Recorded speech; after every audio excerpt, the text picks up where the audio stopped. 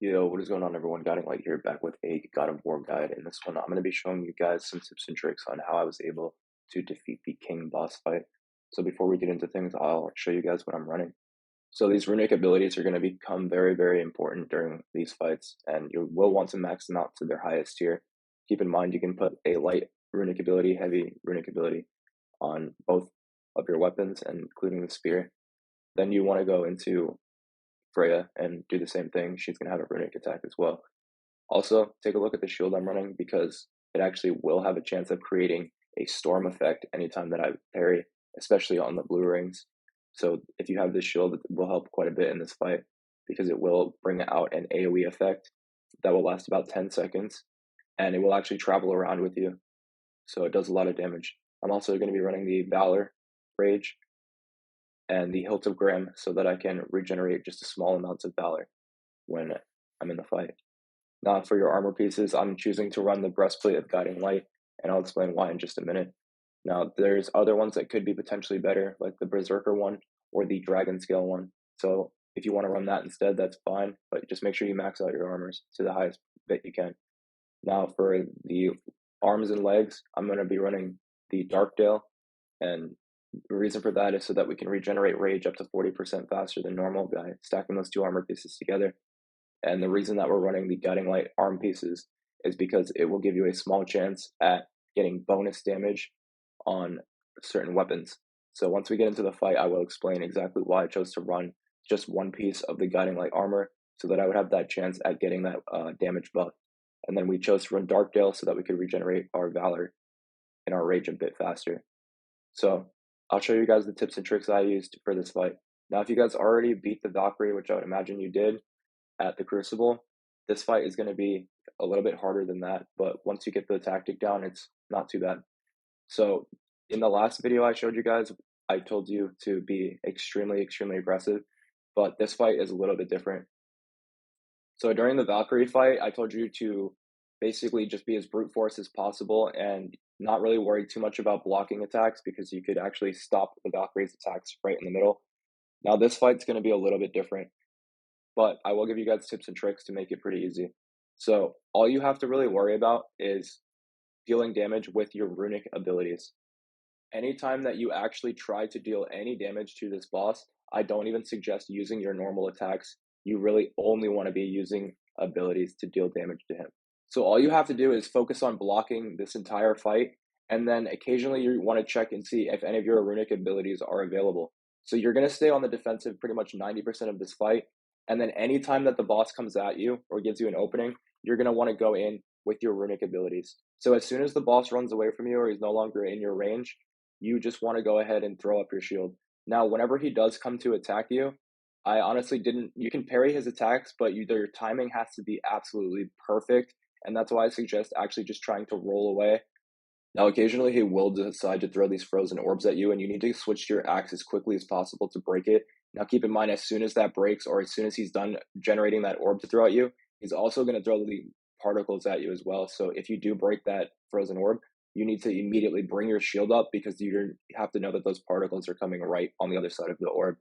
Now, anytime that you want to deal damage to him and he's right on top of you, or if he ever catches you off guard and does manage to get one or two of his attacks in, you can go ahead and pop either a Spartan Rage, or you can pop one of your runic abilities so that it will stagger him for a few seconds and allow you to either get away from him or begin to deal more damage. So you can see anytime that he hits me even one time, I don't allow him to start any combos on me. I immediately will just pop either a Spartan Rage or a runic ability so that it will force him to stop fighting for at least a second or two, and I can get back into the defensive mode. Now, once he moves away from you, just immediately throw up your shield and wait for him to come in and attack you. You actually really, really want him to come in and attack you, but the only thing is that you need to have a plan ready for when he does come at you. So if you don't have any of your runic abilities or Spartan abilities, what you want to do is just continue to evade all of his attacks until any of your abilities come back. So all you have to do is just stay with your shield up and wait for one of your abilities to come back. And that's the only time you really want to try to attack him. After this, just be back on the evasive, get as far away from him as possible, and just go back to defending yourself. Now, a really big part of this fight is when he decides to jump up in the air. Whenever he jumps up in the air, he's going to go and choose between two different attacks. There's either an attack where he goes up in the air and he will charge up these particles to throw at you, like you see here. Now, if you see him do this, you will need to be ready to dodge this attack, as if it does hit you, it will literally take all of your health away, every single bit of it. Now, it won't take your health away right away, but what it will do is it will hit you with a permafrost effect, where if you take any damage after that permafrost is on you, it will basically kill you in one hit. So it's very, very important that you learn to dodge this attack when he goes up in the air. Now, like I said, guys, when he goes up in the air, there are two different attacks he can do, and I'll show you guys the second attack that he can possibly do in just a second and show you how to beat it. But that first attack where he throws those particles at you, those permafrost particles, is the most important one. Now, instead of trying to parry every single attack, what I chose to do is actually roll underneath his attacks instead of trying to parry them, because he's so fast and he has such crazy combos that is, even if you parry one of the attacks, he will have two or three more attacks coming right at you, and you'll have to time the parry on those perfectly as well. So it's actually better, in my opinion, not to necessarily try to have that perfect parry every single time, but to actually just try to roll away from the attacks. Because if you time your rolls properly, he won't actually connect, and then you can just wait and keep rolling away and keep rolling away until one of your abilities respawn, or he gives you an opening so that you can actually go in and attack him. Now, keep in mind, guys, you will get Gift of Strength for popping the Spartan Rage ability. And also, if you have the Guiding Light armor pieces on, eventually you should see a buff pop up that says a Blessing of the Blades or a Blessing of the Spear or something like that. And what that means is that you proc the Guiding Light armor set. And so if you ever see that blessing pop up, you really want to switch to whatever weapon it's telling you to use, because it's going to do double damage because of that buff. Now, keep in mind, guys, when you have that double damage buff on, your runic abilities do not count for the damage. Only the normal attacks count. So don't waste your runic abilities while you see the buff pop up, because it actually won't deal bonus damage to the runic abilities. It will only do bonus damage to the normal attacks. So as you can see there, I did manage to parry one of his attacks, but he just immediately came back in with two or three more attacks.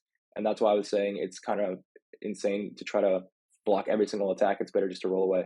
But as you can see there, I did get the Blessed Axe buff, and so that means that my axe will now do bonus damage. Now, the only tactic that I really used for this fight was being as defensive as possible, rolling under his attacks, and then waiting for my runic abilities to charge up so that I could deal damage to him when he was close. So like I said, guys, whenever he's rushing up on you, you need to have a plan ready. So if you don't have any runic abilities or Spartan Rage attacks to deal to him while he's far away from you, what your plan will be is to just simply roll away when he comes in to fight you.